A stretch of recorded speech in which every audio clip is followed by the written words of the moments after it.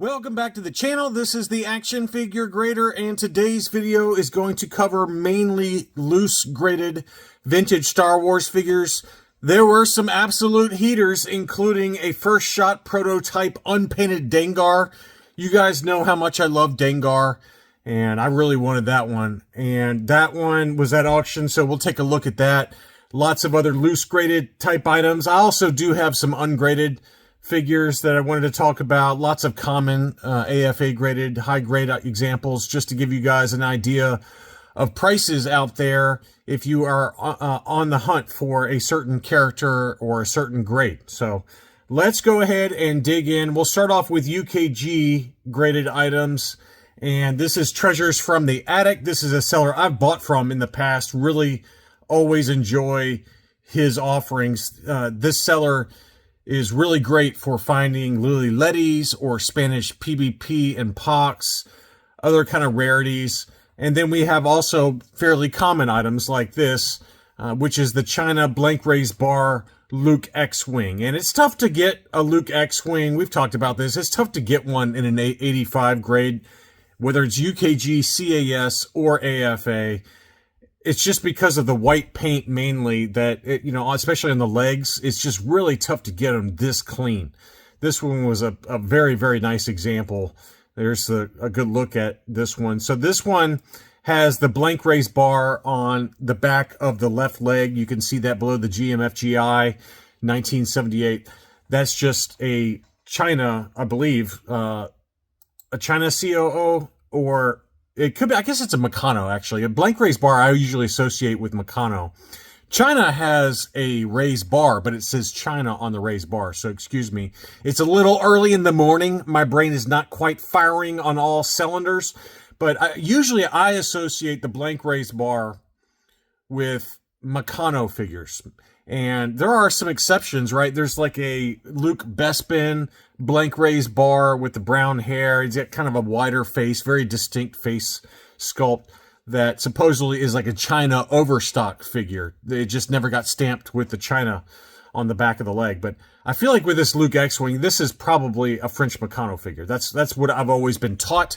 I can't say that for a fact. It's just French Meccano figures, they are not quite as the history for the French Meccano figures, at least for me, being in the U.S., I just don't know enough about them to say definitively, but I would assume that this is a French Meccano figure. I know that there's a Death Star droid that has a blank raised bar that's considered the Meccano Death Star droid. That one is a very, very tough to find variant. It's almost the exact same stamp that you see here. And or it is the same stamp, obviously on the VAC metallized metal, but that is a rare figure, very, very rare. This one is not that hard. It's not that hard to find, but very, very nice. And again, there is also a China raised bar for Luke X-Wing as well. So I talked way too long about that. So here's a Biker Scout graded UKG 85% Hong Kong. That one was a pretty nice looking figure as well. Very clean looking. Man, there's something about the Biker Scout that really pops. I love him, man. That's a beautiful figure there. And that one was 166 US bucks. I thought that was a pretty decent deal there as well. AFA 85s, you could probably double that price. I mean, 300 bucks all day long, if not more, depending on the variant. And that one again was a Hong Kong COO. He also had this misprint eyes. I think I had this one in a what to buy video a few weeks back. This is where the eyes were stamped on wrong. There are collectors that love these types of things and like to collect different variations.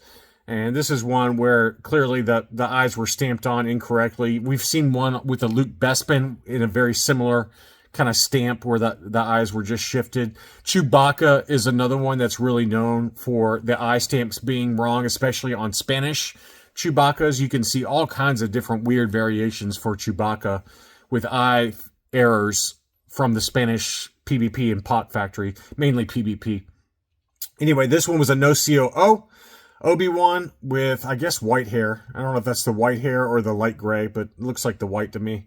That one sold for $259 US.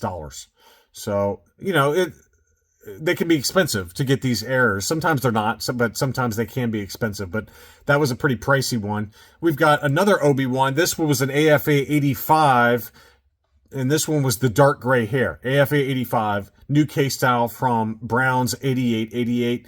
That one sold for $242.50. That's actually up a little bit.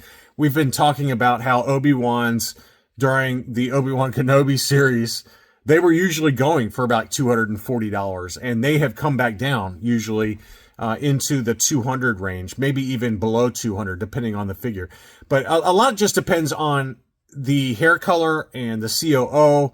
And if you got two people that need a dark gray hair, Hong Kong, then you're going to get prices that are kind of more in keeping with where we're used to, where we're used to see it, which was 240, was kind of always the going number. But that number has come down usually, but this is one where it did go for a big solid number. And this seller does tend to get very, very high prices for the most part. Not always, but sometimes.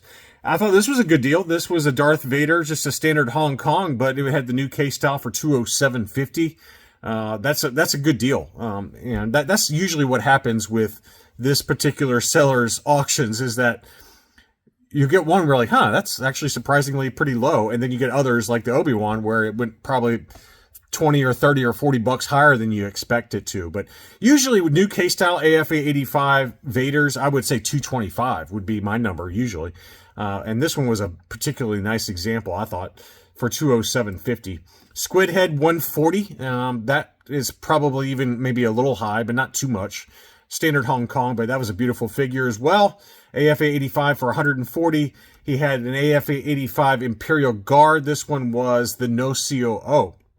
So that one sold for $167.50. That's a tough one to get in a no COO, usually. This one would appear on like the Tri-Logos or on Palatoy card backs. Usually they're Hong Kongs or Taiwans. So the no COO variant for the Emperor's Royal Guard it's not super hard to get, but it is a little bit more tough to find than the Hong Kong or Taiwan COOs. Obviously, there's a Lily Letty as well.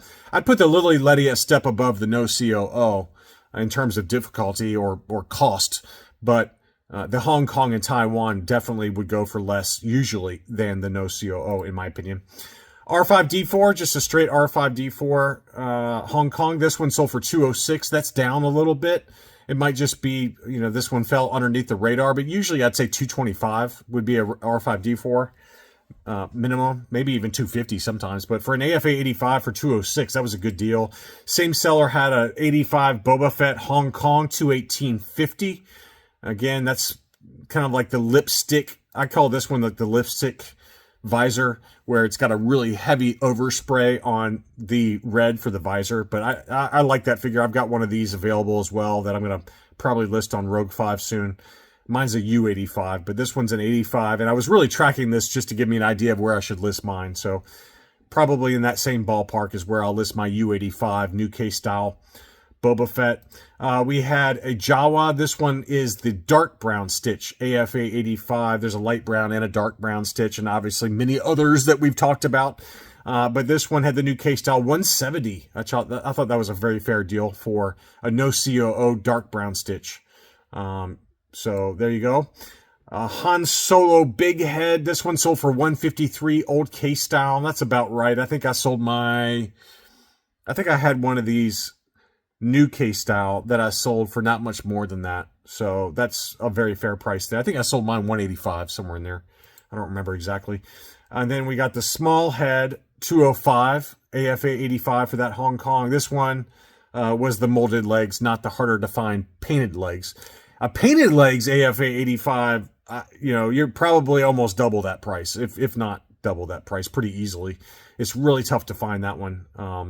And I'm surprised this one got the 85 because it had some paint wear to the belt buckle there.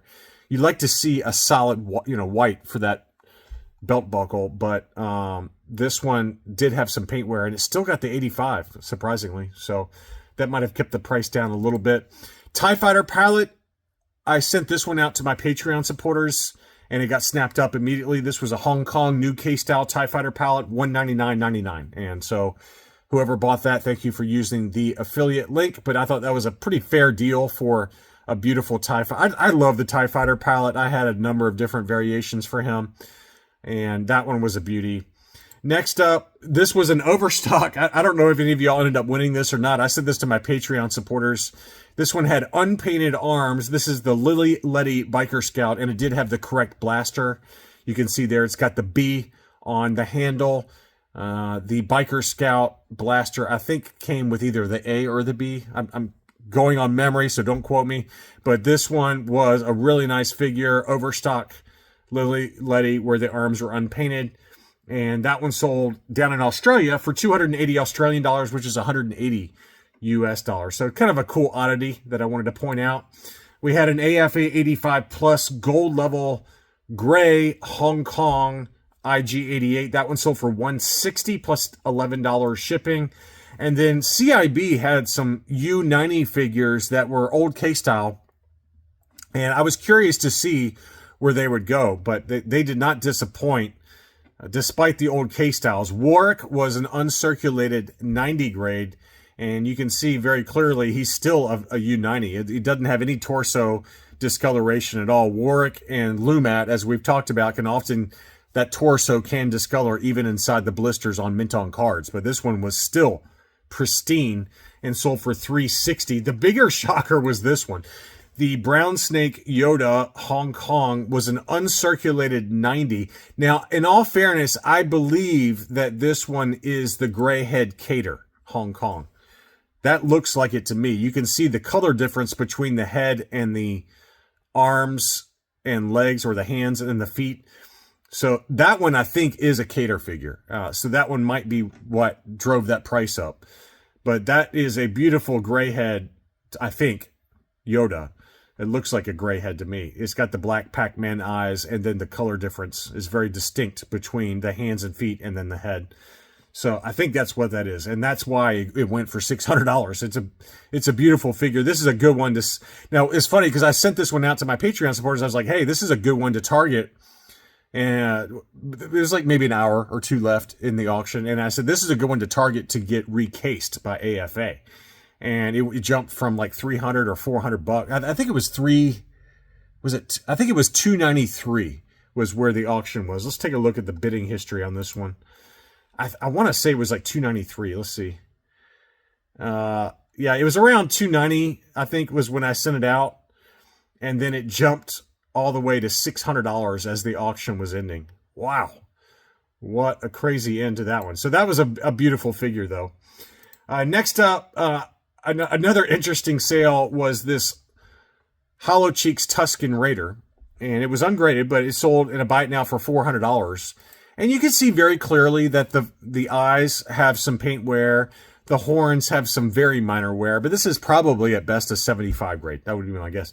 And the interesting thing is that there was an AFA 80 new K-style that had a starting bid of $399 that was ending right around the same time this one sold. That one did not get any bids, even though it was already graded AFA 80 new K-style for $400. So, you know, again, it could be a factor that people just don't collect loose graded. Whoever bought this just wants a loose figure. That's fine. But I do find that interesting because this one was not nearly as good a condition as the one that was at auction with a starting bid of $400.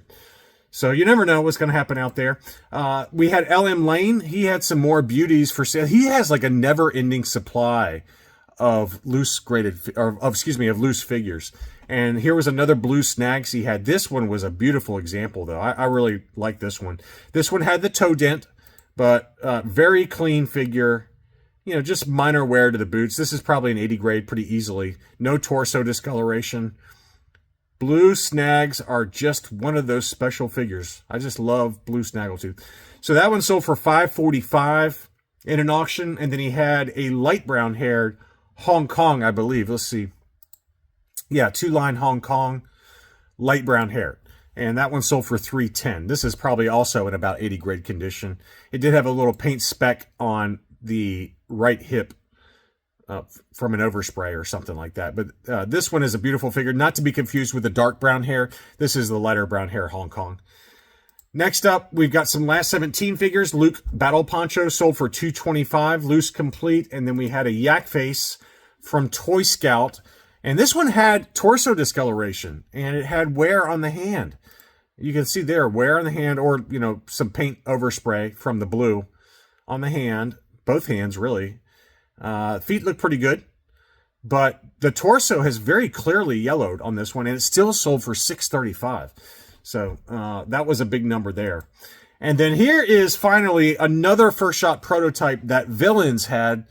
We just talked about their droids, his droid sales.